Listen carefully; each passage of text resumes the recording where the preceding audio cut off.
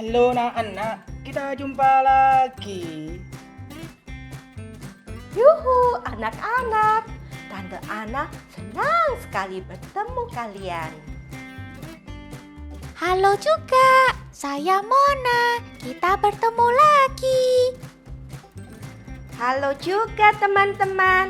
Aku Cika. Kita bertemu lagi. Kita akan masuk seri 11 sampai seri 20. Seri 11 sampai seri 20 akan membahas Bagaimana manusia mencari jalan keselamatan. Selamat mengikuti.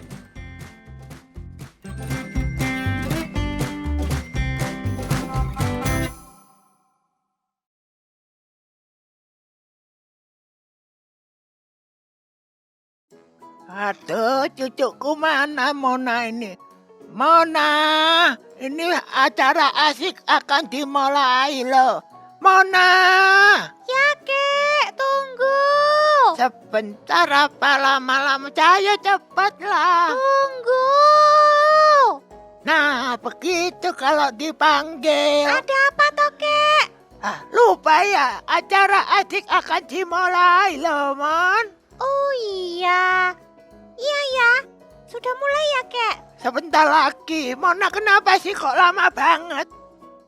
Itu, Kek. Tadi Mona lagi nonton TV. Hah? Acaranya apa memang? Ada itu, Kek. Ada itu, Kek. Ada superhero. Aduh. Keren sekali. Dia kuat. Dia pasti bisa tolong Mona kalau Mona dijahatin sama orang. Kamu berharap banyak sama dia ya? Oh iya dong. Mona? Mona Mona juga mau jadi temannya superhero. Mona! Mona suka sama dia. Dia bisa tolong Mona. Dia bisa selamatkan Mona. Mona, kakek kasih tahu ya. Superhero itu sebenarnya nggak ada. Itu bohong-bohongan. Terus kamu ya, tak kasih tahu. Kakek ini sudah pengalaman. Yang paling penting adalah keselamatan jiwa. Keselamatan jiwa apa? Ya supaya Mona bisa bertemu sama Tuhan di sorga. Begitu loh, Mon. Hah? Emang penting ya, Kek? Wah, itu penting sekali, Mon. Percayalah, Mon. Apa yang kakek omongkan. Supaya Mona jiwanya yang selamat. Oh, ya. Kek, Mona mau nonton asik dulu. Ya sudah, Mon. Ayo, Mon. Kita ke ruang di depan sana ya, Mon. Kakek juga mau nonton. Iya, kakek juga suka loh. Ada dapat pengetahuan firman Tuhan. Suka bisa mani cucunya, begitu. Ayo, Mon, kita pindah ke ruang yang di ruang tamu sana ya. Ayo. Shalom. Hai anak-anak. Berjumpa lagi dengan saya, Bapak Fandi, di serial asik yang ke-17. Hari ini kita akan membahas tema penyelamat manusia itu siapa ya? Ini merupakan suatu tema yang sangat menarik dan sangat penting untuk anak-anak sekalian ketahui. Mari sebelum kita memulai acara asik pada hari Sabtu ini, mari kita memuji Tuhan bersama-sama dengan penuh semangat. Mari kita nyanyikan lagu Happy Ya Ya Ya, Happy Ye Ye Ye. Kita menyanyikan 2 kali. Musik. Kita nyanyikan dengan bergaya ya anak-anak. Ikuti Bapak Fandi. Happy ya ya ya, happy ye ye ye. Saya senang jadi anak Tuhan. Siang jadi kenangan, malam jadi impian. Cintaku semakin mendalam. Sekali lagi. Happy ya ya ya, happy ye ye ye. Saya senang jadi anak Tuhan. Siang jadi kenangan, malam jadi impian. Cintaku semakin mendalam. Puji Tuhan, anak-anak sudah semangat ya. Kita akan berdoa untuk memulai seri ke-17 hari ini. Tangannya dilipat, mata ditutup, ikuti Bapak Fandi berdoa. Bapa kami yang di surga, Tuhan, terima kasih Tuhan atas kesempatan yang indah ini pada hari Sabtu, anak-anak-Mu berkumpul untuk memuji Tuhan, untuk mendengarkan firman Tuhan dalam acara yang sangat ditunggu-tunggu, yaitu acara asik. Terima kasih Tuhan, Engkau sertai, Engkau berkati setiap anak-anak yang hari ini melihat tayangan ini ya Bapa. Terima kasih Tuhan, hanya di dalam nama Tuhan Yesus kami berdoa. Amin. Anak-anak, masih semangat untuk memuji Tuhan ya. Hari ini kita akan banyak menyanyikan lagu-lagu. Kita akan menyanyikan lagu ini sekali lagi, Happy Ya Ya Ya, Happy Ya Ya Ya. Kita nyanyikan 2 kali dengan mengikuti gaya yang Bapak Fandi ajarkan. Music.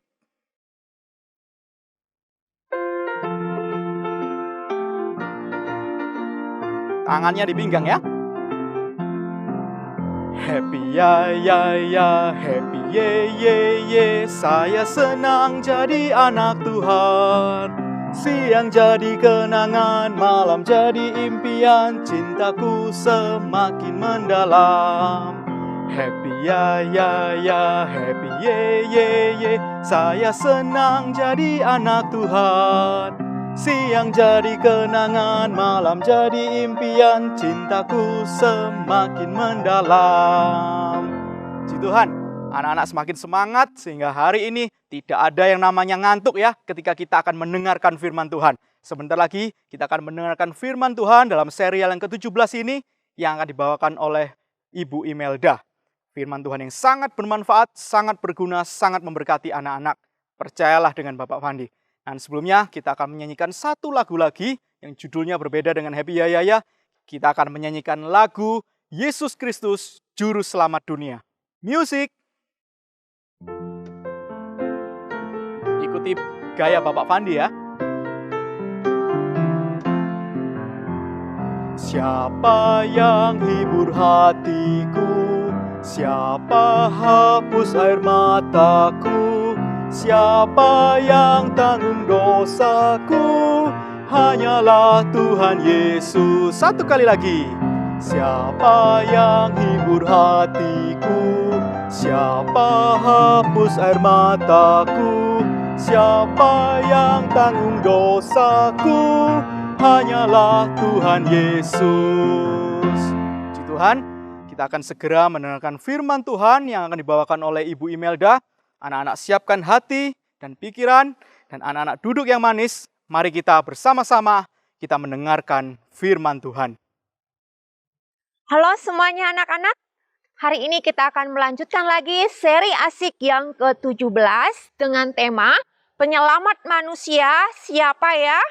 Sebelum kita merenungkan firman Tuhan, mari kita berdoa terlebih dahulu. Mari kita berdoa. Bapa kami yang di sorga, kami sangat mengucap syukur Tuhan mencintai kami dan memelihara hidup kami. Sebentar lagi kami akan merenungkan firman Tuhan. Tolonglah kami sehingga kami dapat mengerti dan biarlah Tuhan juga memberkati ibu guru yang mengajar kami. Tolonglah kami sehingga kami semakin bertumbuh di dalam kebenaran firman Tuhan. Dalam nama Tuhan kami, Yesus Kristus, kami berdoa. Amin. Anak-anak, hari ini kita akan merenungkan mengenai penyelamat manusia. Siapa ya? Apakah memang kita perlu penyelamat? Menurut anak-anak semuanya, siapa ya penyelamat manusia? Nah, sekarang ibu guru mau tanya, yang baju kuning. Siapa penyelamat manusia? Wah, katanya presiden. Sekarang kita tanya lagi, yang baju hijau. Penyelamat manusia siapa? Wah, katanya orang pintar. Kenapa presiden bisa menjadi penyelamat kita? Kita tanya ya alasannya, kenapa presiden bisa menjadi penyelamat kita? Wah, katanya presiden itu punya kuasa. Jadi kalau dia menetapkan satu peraturan, semua harus taat. Dia punya kuasa. Sedangkan kalau orang pintar, kenapa orang pintar bisa menjadi penyelamat manusia? Oh, katanya kalau orang pintar bisa menemukan banyak hal dan itu berguna untuk manusia. Ada lagi yang tunjuk tangan. Coba kita tanya yang baju merah. Kenapa? Wah, katanya Penyelamat manusia adalah Tuhan Yesus. Anak-anak, apakah memang kita perlu penyelamat? Apa sih masalah di dalam dunia ini? Anak-anak, ternyata masalah kita di dalam dunia ini banyak sekali masalah di dalam dunia ini. Kita bisa sakit, kita bisa sedih, kita bisa berantem sama kakak, kita juga bisa berantem sama teman-teman. Kadang-kadang pelajaran di sekolah juga susah. Kadang-kadang berteman juga susah. Wah, ada banyak sekali masalah kita di dalam dunia ini. Tetapi yang menjadi akar masalah kita adalah dosa. Kenapa kita ada banyak sekali masalah di dalam dunia ini, anak-anak? Karena manusia sudah jatuh di dalam dosa. Manusia sudah jatuh di dalam dosa dan manusia dihukum dan tanah juga dikutuk. Nah, manusia dihukum, tanah dikutuk. Sehingga kadang-kadang ada banyak sekali permasalahan di dalam hidup kita. Dan puncak dari masalah kita adalah kematian. Anak-anak, coba kita lihat ketika Bapak Adam dan Hawa di Taman Eden, dia bahagia sekali di Taman Eden. Dan ketika Tuhan mengusir Bapak Adam dan Hawa dari Taman Eden, Tuhan mengusirnya dari pintu timur Taman Eden. Ketika Tuhan mengusir Adam dan Hawa dari pintu timur Taman Eden, Tuhan menempatkan kerup dengan pedang yang menyala-nyala. Mana buktinya? Kita lihat Kejadian 3 ayat 24. Tuhan menghalau manusia itu, dan di sebelah timur Taman Eden ditempatkannya beberapa kerup dengan pedang yang menyala-nyala dan menyambar-nyambar untuk menjaga jalan ke pohon kehidupan. Tuhan menempatkan kerup dengan pedang yang menyala-nyala di pintu timur Taman Eden. Anak-anak, Adam dan Hawa diusir dari Taman Eden. Dan Adam dan Hawa tidak pernah bisa masuk lagi ke Taman Eden. Setelah Adam dan Hawa keluar dari Taman Eden, ada banyak sekali masalah yang harus dihadapi oleh Bapak Adam dan Hawa.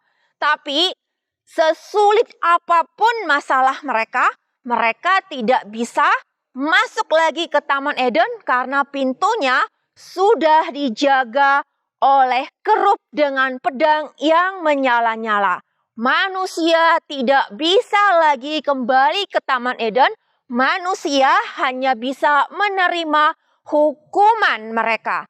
Nah, anak-anak, ada banyak sekali hukuman kita. Dan Adam dan Hawa juga mengalami banyak sekali penderitaan di dalam dunia ini. Di dalam Perjanjian Lama kita lihat bangsa Israel disuruh memberikan hewan persembahan kepada Tuhan.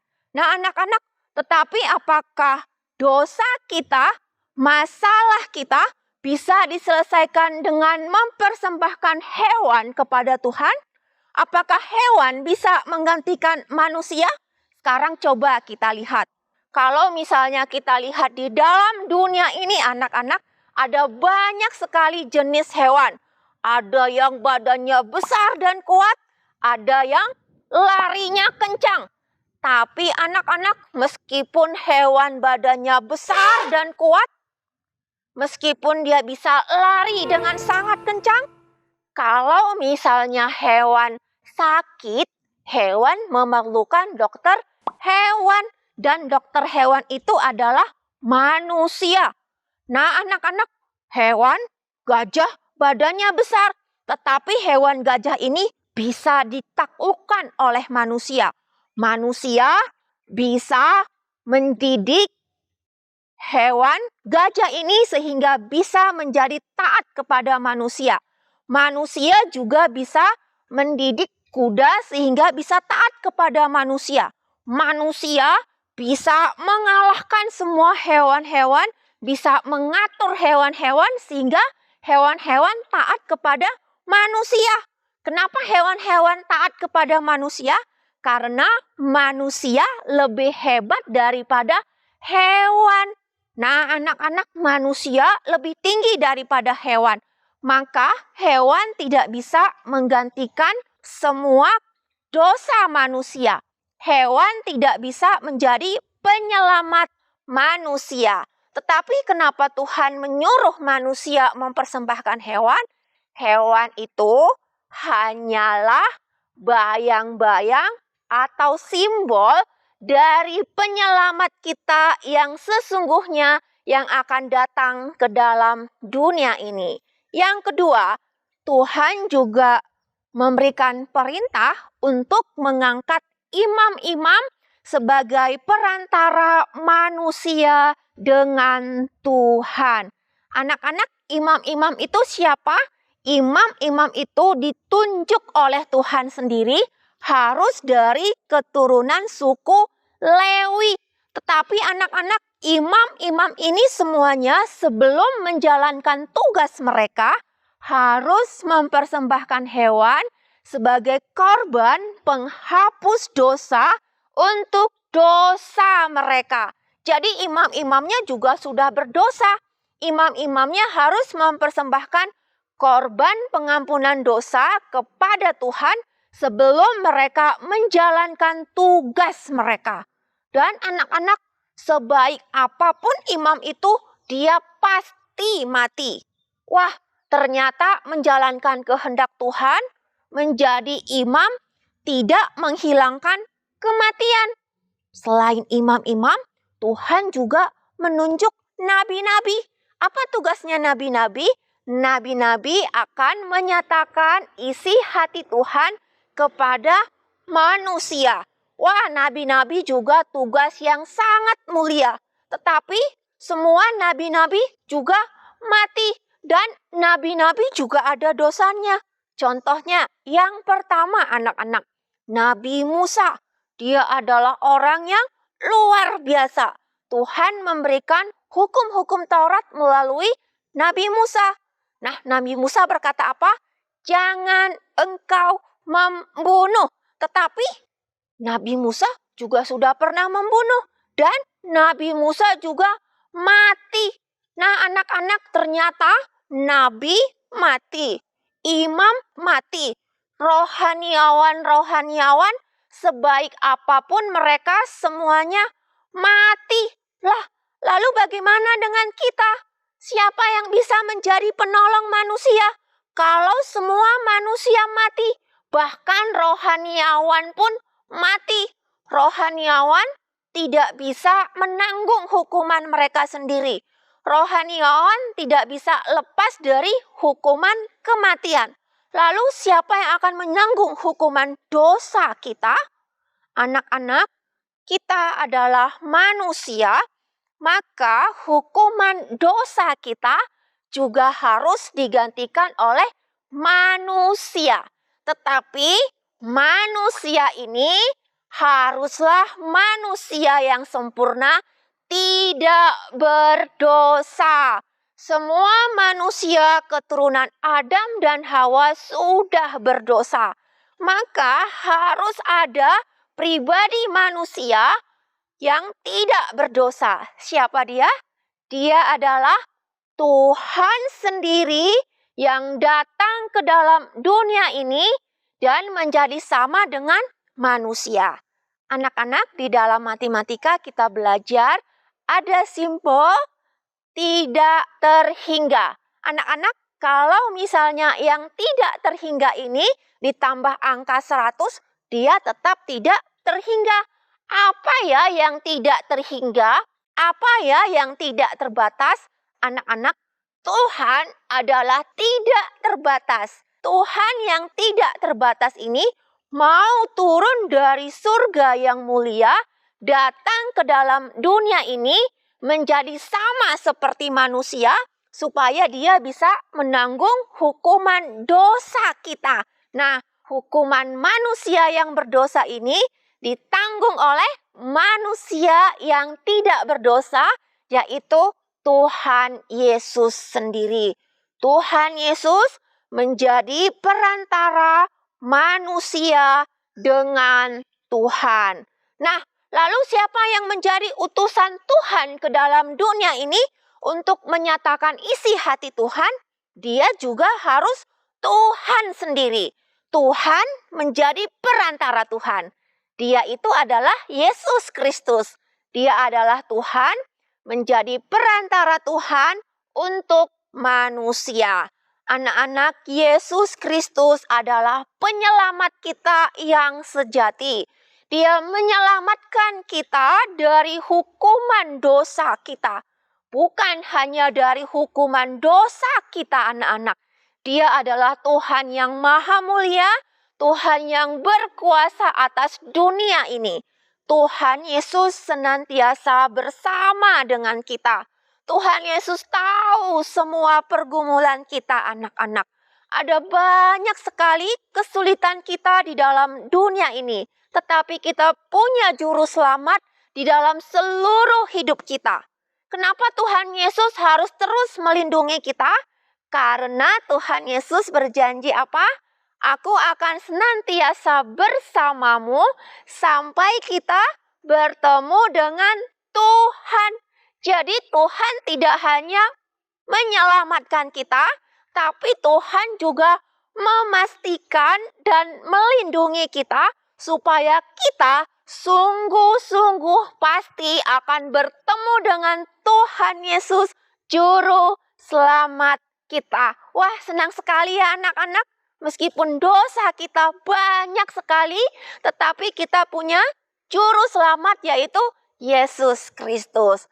Meskipun di dalam dunia ini ada banyak air mata dan kesulitan, tetapi kita punya Tuhan yang selalu bersama dengan kita, yaitu Yesus Kristus. Mari kita mengucap syukur untuk kebaikan Tuhan Yesus. Mari kita berdoa. Tuhan, terima kasih. Tuhan begitu baik kepada kami. Tuhan mengampuni dosa kami, dan Tuhan juga senantiasa bersama dengan kami, melindungi hidup kami, memastikan bahwa kami pasti akan bertemu dengan Tuhan pada saat yang Tuhan tetapkan. Terima kasih, biarlah Tuhan terus memelihara hidup kami, sehingga kami dapat terus menyatakan cinta kami dan terima kasih kami kepada Tuhan. Dalam nama Tuhan kami, Yesus Kristus, kami berdoa. Amin.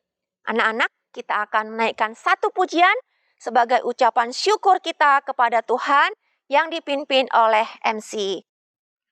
Puji syukur kepada Tuhan, anak-anak, kita telah mendengarkan firman Tuhan yang begitu luar biasa, sehingga kita tahu bahwa Yesus adalah satu-satunya juru selamat yang mampu menyelamatkan manusia. Mari anak-anak, sebelum kita mengakhiri seri asik yang ke-17 ini, kita kembali menyanyikan lagu yang tadi Bapak Fandi ajarkan, yaitu Yesus Kristus, Juru Selamat Dunia. Kemudian kita akan berdoa. Music!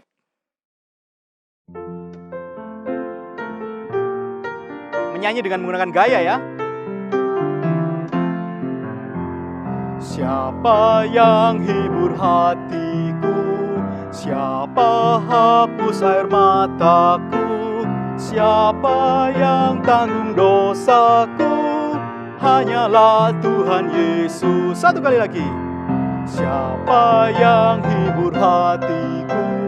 Siapa hapus air mataku? Siapa yang tanggung dosaku? Hanyalah Tuhan Yesus. Mari kita berdoa. Tangannya dilipat, mata ditutup. Anak-anak berdoa bersama Bapak Fandi. Bapa di dalam surga, terima kasih Tuhan, karena hari ini anak-anak-Mu telah mendengarkan firman Tuhan yang begitu luar biasa, yang memberitahukan kepada kami bahwa Allah begitu mengasihi kami, sehingga Allah menjadi satu-satunya juru selamat yang mampu menyelamatkan anak-anak di dunia ini. Terima kasih Tuhan, kami bersyukur memiliki acara yang seperti ini yang telah Engkau berkati dari setiap seri yang ada. Terima kasih Bapa, berkati kami untuk seri-seri berikutnya dan setiap anak-anak yang melihat dimanapun mereka berada. Hanya di dalam nama Tuhan Yesus kami berdoa. Amin. Anak-anak, jangan lupa Sabtu depan serial asik yang ke-18 akan tampil. Dan anak-anak jangan lupa untuk boleh mengajak teman-teman semua, saudara-saudara, untuk boleh ikut bersama-sama melihat seri asik yang sangat diberkati oleh Tuhan ini. Dan juga besok hari Minggu, anak-anak juga jangan lupa beribadah bersama dengan keluarga, memuji, memuliakan nama Tuhan, dan mendengarkan firman Tuhan. Baik, Bapak akhiri serial asik yang ke-17 hari ini sampai di sini. Terima kasih, Tuhan Yesus memberkati. Sampai jumpa. Terus baca buku lagi, Cika. Ada orang-orang pinter kumpul buat pesawat pengen ke bulan. Sekalian mungkin mau cari Tuhan. Ayo, Cika Boy, yang semangat sama anak-anak yang lain kita nyanyi lagu Tuhan Yesus, aku berjanji. Masa sih Pak, di dunia ini ada orang yang tidak percaya kalau Tuhan ada?